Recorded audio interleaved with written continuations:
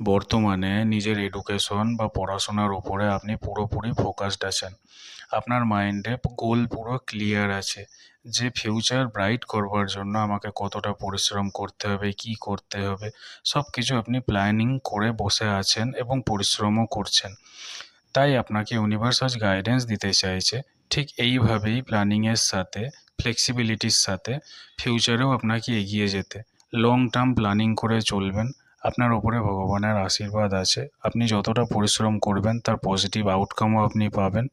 তাই আপনাকে সাথে বলা হচ্ছে যে কোনো সময় যদি নিজের এডুকেশনে কোনো স্টাক ফিল করেন বা কোনো সমস্যার সম্মুখীন হন, সেক্ষেত্রে সবসময় নিজের গুরুজন, অভিভাবক, যাদের কাছে আপনার থেকে বেশি নলেজ আছে, অভিজ্ঞতা আছে, কোনো সমস্যার মধ্যে পড়লে যারা আপনাকে সেই সমস্যার মধ্যে থেকে বাইরে বের করতে পারবে, এক কথায় যুক্তি পরামর্শ দিয়ে গাইড করতে পারবে, সেই রকম মানুষদের থেকে সবসময় পরামর্শ নেবেন।